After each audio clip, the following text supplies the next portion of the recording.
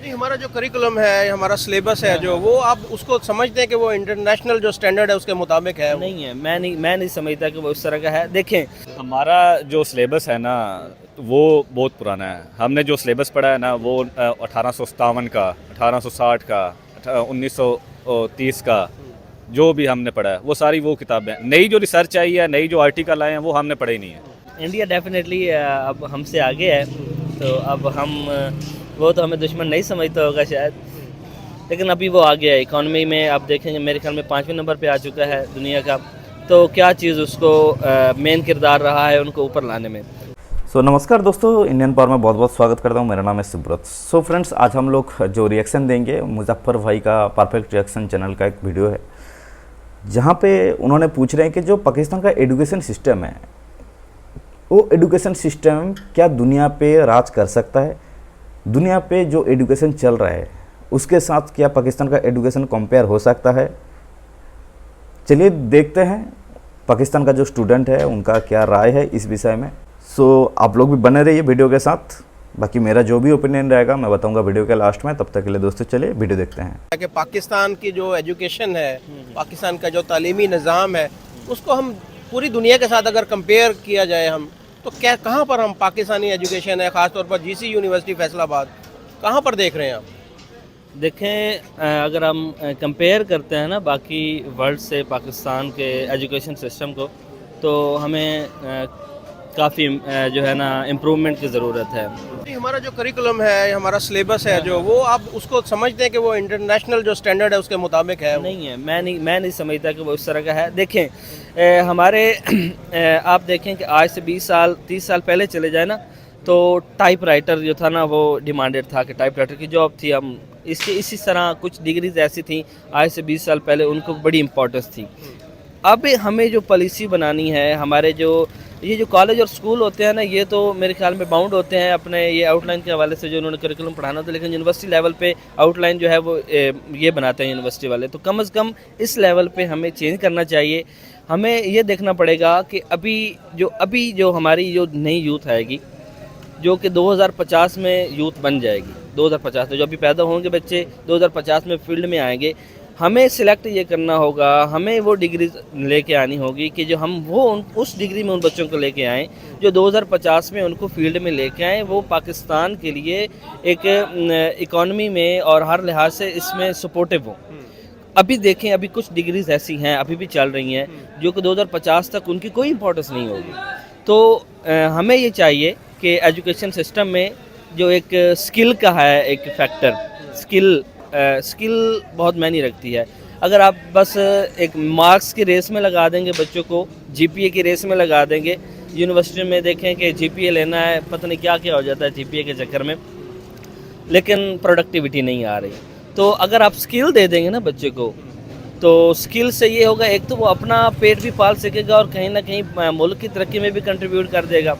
अब आपके एमफिल के हम इस 20-20 साल 22-22 साल ये डिग्रीज़ में अपना सर खपाते हैं, और इसके बाद हमें श्योरिटी नहीं हो रही होती कि हमें जॉब मिलनी है। हम आ जाते हैं फ्रीलांसिंग में 3 महीने 6 महीने साल के स्किल सीखकर।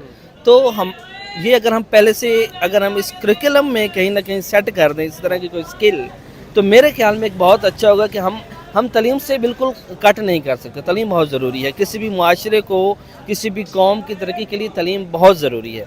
मैं ये नहीं कह रहा कि स्किल पे फोकस करें, लेकिन मैं ये कह रहा हूँ कि कहीं ना कहीं ज़रूरत इस बात की है कि आप अपने करिकुलम में ये चीज़ ऐड कर दें कि आपने बच्चों को स्किल भी साथ देनी है, ताकि उनको बाद में ये फ़िक्र ना हो कि यार हम डिग्री के बाद हमें एक जॉब या हमारा जो ज़रिया मुआश जो है ना, उसके हवाले से उनको फ़िक्र ना हो। वो तालीम में भी ऊपर आए और साथ साथ स्किल भी हो। स्किल इतनी, अब देखें कि पाकिस्तान में बहुत से बच्चे फ्रीलांसिंग वगैरह में आ रहे हैं, फाइवर में आ रहे हैं, क्योंकि उनको दिख रहा है कि भाई नहीं है गवर्नमेंट जॉब, कंपटीशन बहुत है, ये जो भी आप देख लें। तो बेहतर यही है, तालीम हमें ज़रूरी है। बेहतर ये है कि आप करिकुलम के साथ अब यूनिवर्सिटी लेवल पे ये इंतज़ामिया इंक्लूड कर सकती है स्किल वाला कोई इस तरह का।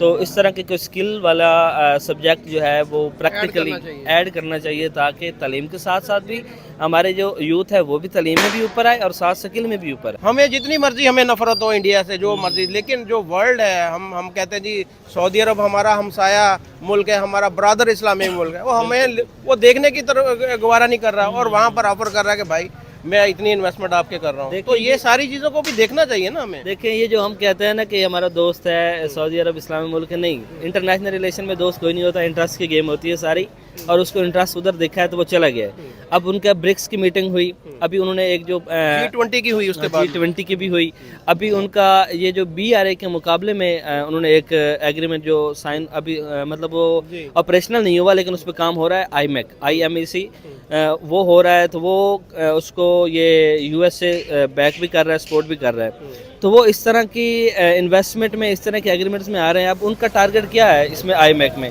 वो इंडिया से चलेगा, इंडिया से दुबई, UAE और सऊदी अरब से ये इसराइल तक, तो ये यूरोप तक जाएगा वो। हाँ, फिर यूरोप तक जाएगा। तो ये उनका एक इनको एक अट्रैक्ट कर रहा है, मिडल ईस्ट जो है, मिडल ईस्टर्न कंट्रीज उनको भी अट्रैक्ट कर रहा है। और जाहिर सी बात है, अब जैसे कि हमने कहा कि सऊदी अरब के वो मोहम्मद बिन सलमान साहब इधर उन्होंने आना भी गवारा नहीं किया, जैसे कि हम कहते हैं कि हमारा बड़ा करीबी दोस्त है, मुस्लिम कंट्री नहीं।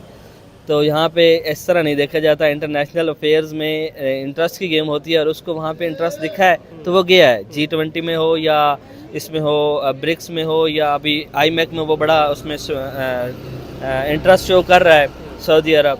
तो गेम जो है वो इंटरेस्ट की है। तो हमें भी कहीं ना कहीं इस चीज़ की ज़रूरत है कि हम इस तरह की मैक्रो इकोनॉमिक पॉलिसीज़ बनाएं जिसमें हम फॉरेन इन्वेस्टमेंट को अट्रैक्ट कर सकें। देखें जी, मुतमिन तो ऐसे नहीं है, क्योंकि हमारे पास जो एजुकेशन सिस्टम चल रहा है ना वो बहुत पुराना है।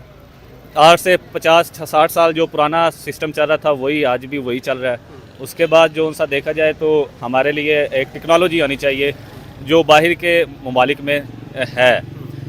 इसमें हमारे जो पाकिस्तान में जो एजुकेशन सिस्टम है ना, उसमें प्रैक्टिकल्स नहीं करवाए जाते, ना ही रिसर्च प्रॉपर करवाई जाती है। हमारे टीचर जो से ना सर से उसको गुजार देते हैं, बस आखिरी सेमेस्टर में 8th सेमेस्टर में आ गई रिसर्च आ गई तो उसको भी बस 2-4 लेक्चर दिए, 2-4 लेक्चरों के बाद उसको ख़त्म कर दिया। हालांकि उसमें ये होना चाहिए था कि जैसे हम इकोनॉमिक्स स्टूडेंट हैं, हमें किसी इदारे में लेके जाते, हमें बताते कि ये चीज़ हमने पढ़ाई है, ये ऐसे है, प्रैक्टिकल लाइफ में उसका इंटर्नशिप जिसे बोलते हैं, इंटर्नशिप होनी चाहिए। इंटर्नशिप देते हैं लेकिन इंटर्नशिप जो है ना उस मेयार की नहीं होती कि उसमें कुछ बंदा सीख सके। 2-3 माह की इंटर्नशिप होती है और वो भी चंद एक बच्चों को दी जाती है जो आउट क्लास हो, मतलब जिसकी 4/4 CGPA हो, 3.9 के लगभग, 3.5 से ऊपर इंटर्नशिप देते हैं। नीचे वाले फिर क्या करें, उन्होंने भी फीस दी होती हैं, उनको भी सारे राइट्स मिलने चाहिए इस चीज़ के।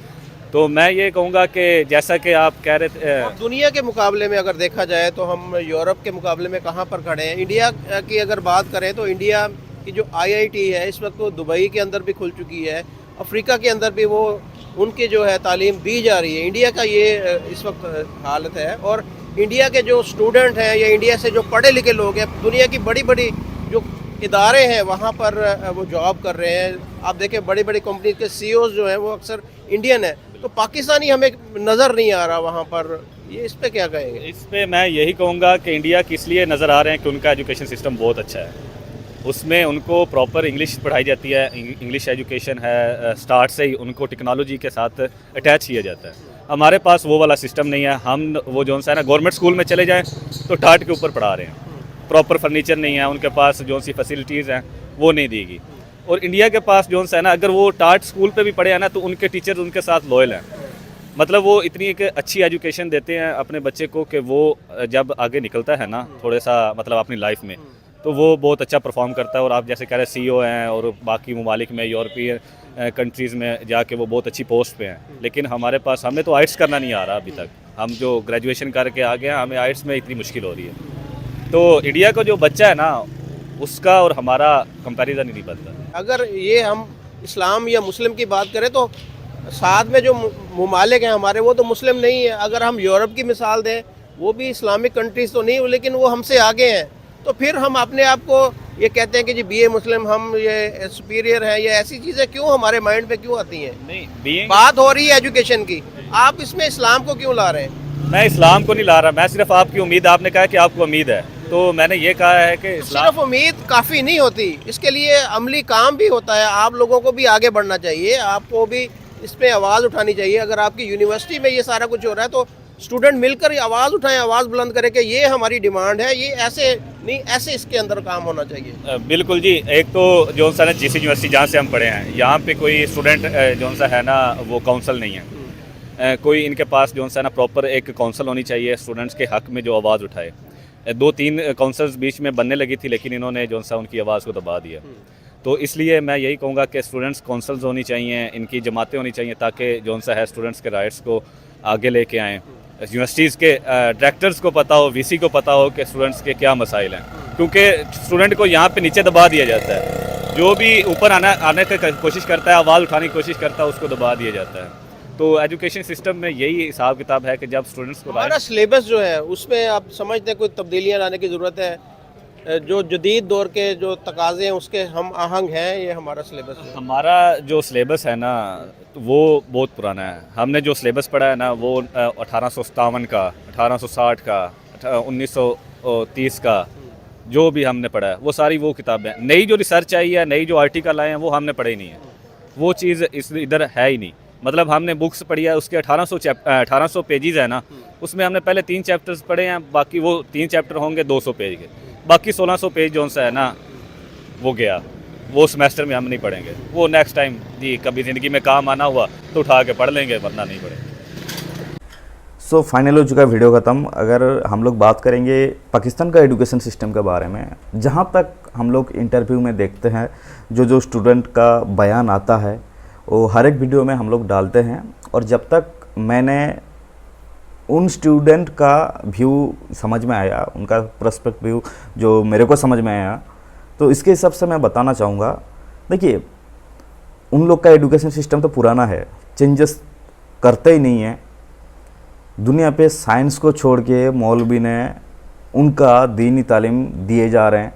चलिए, दीनी तालीम महत्वपूर्ण है उनके हिसाब से, तो उनके साथ साथ स्टूडेंट को जो साइंस है, जो दुनिया का जो हलचल है, दुनिया का जो इकोनॉमी है, उनके बारे में भी पढ़ाना चाहिए। उसको अगर पीछे रख देंगे तो पाकिस्तान ऐसे भी पीछे है और आगे भी पीछे होते जाएगा, क्योंकि दुनिया तो हर बार आगे बढ़ने का कोशिश करते हैं, लेकिन पाकिस्तान बस जहाँ पे है उधर रहने के लिए तैयार हो जाते हैं। तो उनका एजुकेशन सिस्टम इतना भी अच्छा नहीं है ताकि दुनिया पे जाकर राज करें, क्योंकि अगर इतना अच्छा एजुकेशन सिस्टम होता तो आज जितना भी बड़े बड़े कंपनीज या फिर जितना भी बड़े बड़े सॉफ्टवेयर कंपनीज, उसमें इंडिया का जो पब्लिक उसको छोड़ के पाकिस्तान का जो स्टूडेंट हो या फिर पब्लिक हो, उनको रहना चाहिए था। हाँ, पाकिस्तान का पब्लिक्स एक जगह पे है, लीडर है, बड़े बड़े पोस्ट में नियोग है, जहाँ पे हम लोग देखते हैं कि ओसामा बिन लादेन का जो भी स्टाफ थे, और दुनिया पे दहशतगर्द और आतंकवादी, जैसे मान लिया जाए अभी रिसेंटली जो हलचल हो रहा है इसराइल और फ़िलिस्तीन के बीच में, तो उनमें से भी बहुत बंदा पाकिस्तान का भेजा हुआ है। तो ये आतंकवादी के मामले में और टेररिज्म के लिए पाकिस्तान बहुत पहले है, और उनका जो आवाम है, उनका जो पब्लिक्स है, वो बहुत बड़े बड़े पोस्ट में है। इसमें इंडिया पीछे है पाकिस्तान से, ये मैं भी मानता हूँ कि इंडिया इस विषय में पाकिस्तान से बहुत पीछे है, और होना भी चाहिए। मेरे हिसाब से जितना पीछे होगा उतना ही अच्छा होगा। बाकी आप लोग का क्या सोच है प्लीज़ कमेंट सेक्शन पर ज़रूर बताइए। मिलते हैं नेक्स्ट वीडियो में, तब तक के लिए आप आपका ख्याल रखिएगा। धन्यवाद, जय हिंद।